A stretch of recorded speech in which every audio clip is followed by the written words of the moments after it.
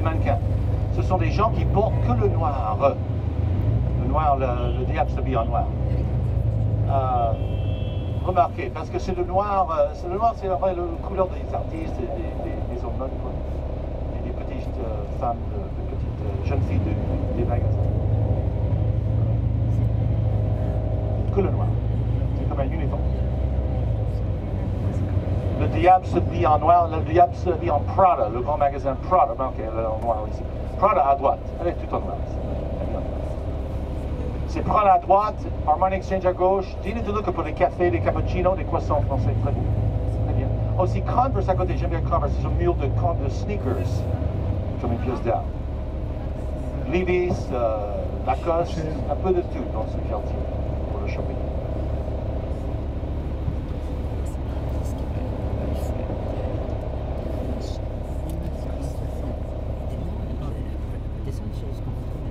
Au-dessus de l'affichage à gauche, il y a un restaurant bistrot français qui s'appelle Balthazar. C'est authentique, c'est fantastique.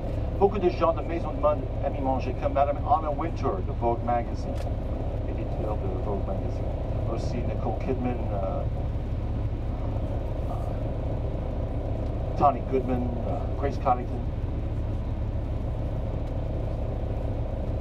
C'est dessous l'affichage, c'est en panneau rouge. Authentique, bistrot français, fantastique. Ça s'appelle Balthazar. C'est le seul endroit que les mannequins pendant l'été, les mannequins peuvent manger leur salé niçoise. À droite et à gauche, les grands magasins, Bloomingdale's à gauche, Old Navy à droite, encore dans les bâtiments couleur de fer, protégés maintenant des extérieurs. C'est partie de notre héritage. Cast Iron Buildings. Lenny Kravitz, Alicia Keys, Scarlett Johansson, Nicole Kidman, habitent dans ce quartier. Jean Nouvel, l'architecte, a construit cela à droite, un peu moderne comme style cast iron, mais le français Jean Nouvel. Interprétation de cast iron. Ok, le prochain quartier après Soho, c'est le quartier chinois. On va passer à côté. Vous allez manger chez les Chinois aujourd'hui. J'aime bien la nourriture chinoise. C'est fantastique. Après 2 heures, on a faim encore.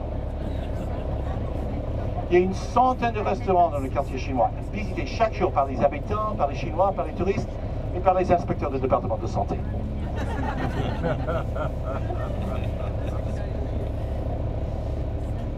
Il y a des magasins quartier chinois qui sont ouverts en plein air, on s'appelle ça bizarre. Ils vendent des choses qu'ils fabriquent en Chine, des choses pas chères, comme des casquettes, des lunettes, des gants, des sacs à dos.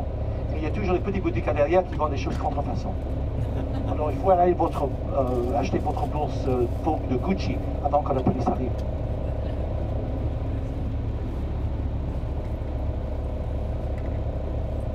Les Chinois, avec maintenant les Mexicains, seront les 2 groupes plus nombreux comme immigrants aux États-Unis. Et dans les années 60 encore, lorsque la ville était presque en faillite, c'était pas exactement pareil que maintenant. Les immigrants qui étaient ici depuis longtemps, les Irlandais, les Allemands, les Français même, les Italiens, ils ont quitté ce quartier où vous étiez pour les banlieues. Et les Chinois qui étaient trop pauvres, et ils ont resté. Alors c'est beaucoup plus handicapant le quartier chinois.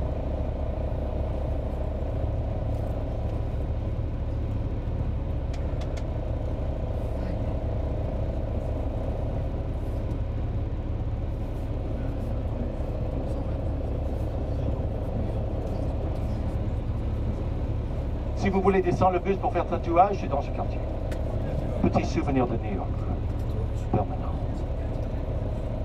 Il y a des gens qui s'habillent, qui marchent sur les poids nus.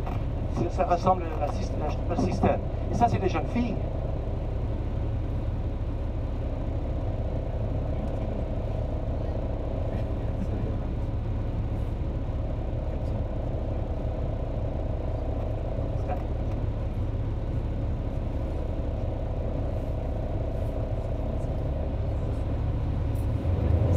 On va traverser la longueur de Canal Street et c'est le quartier chinois. Même le panneau sur McDo ici vient de caractère chinois.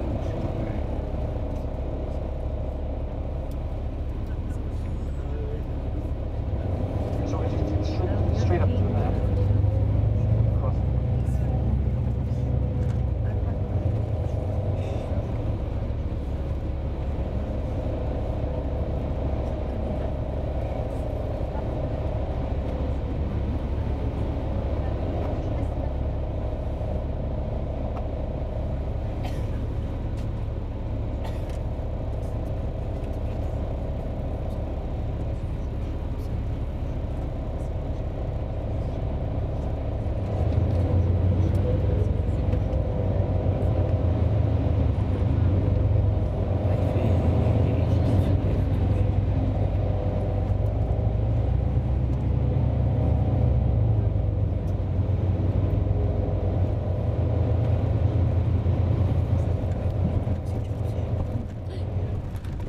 Ok, nous avons toujours les quartiers ethniques. Nous avons Petite Allemagne, Petite Italie. Petite Italie va arriver ici à gauche. C'est Marlborough Street, c'est un seul rue maintenant. C'est beaucoup moins grand qu'avant, mais c'est toujours authentique. C'est ici à gauche, Marlborough Street, Petite Italie. Nous avons un quartier français, c'est sur le côté est, parce que c'est là, dans ce quartier, se trouve le lycée français, Alliance française, et le consulat général de la France aussi. Alors, Petite Italie ici, des restaurants, des cafés, des petits magasins italiens. Une centaine de restaurants chinois dans le quartier chinois. Et si vous voyez dans le vitrine suspendu, le canard suspendu, speaking duck, ça s'appelle. Un canard suspendu dans la vitrine, ça veut dire bon restaurant chinois. Si vous marchez sur Marlborough Street, dans le quartier italien, vous voyez passer par une vitrine, il y a un mec suspendu, ça c'est pas bien.